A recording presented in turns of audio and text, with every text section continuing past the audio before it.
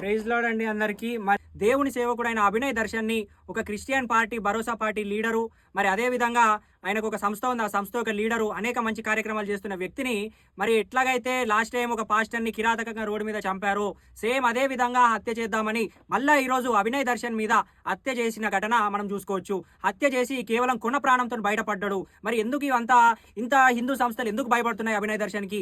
అభినయ్ దర్శన్ కనే కాదు, కేవలం మొత్తం క్రైస్తవ్యం మొత్తానికి ఆంధ్రప్రదేశ్లో ఇది ఒక తీరని లోటు అని మనం చెప్పుకోవచ్చు. ఎందుకంటే ఒక క్రైస్తవుడు తాను స్వతంత్రంగా వచ్చి బయట చెప్పుకునే అధికారం అతనికి లేదా? రాజ్యాంగం అధికారం ఇవ్వలేదా?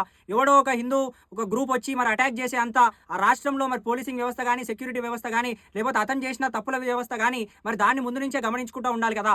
వార్నింగ్స్ ఇచ్చి మరి హత్య చేసిన ఘటన మనం చూసుకోవచ్చు. కొన ఊపిరితో బయటకు వచ్చి ఇప్పుడు ఆయన చికిత్స పొందుతున్నాడు. ఆయన చికిత్స నిమిత్తం మనం అందరం కలిసి ప్రార్థన చేద్దాం, మరి వీలైనంత సహాయం అందిద్దాం. కాబట్టి మీరందరూ మరి భారతదేశంలో ఏదైతే మరి ఒక ప్రజాప్రతినిధుల పాలనలో మన భారతదేశంలో జరుగుతుందో మరి ఇలాంటి భారతదేశం కోసం ప్రార్థించండి. ఇలాంటి భారతదేశంలో క్రైస్తవుల మరి వాళ్ళ యొక్క సేఫ్ అండ్ సెక్యూరిటీ గురించి కూడా ప్రార్థించండి. మనం కూడా ఇకను అనేకంగా మరి ఇలాంటివి జరిగినప్పుడు ఆయన ఏదో వెనకబడేసినాం అనుకుంటారేమో, కానీ తిరిగి వస్తాడు.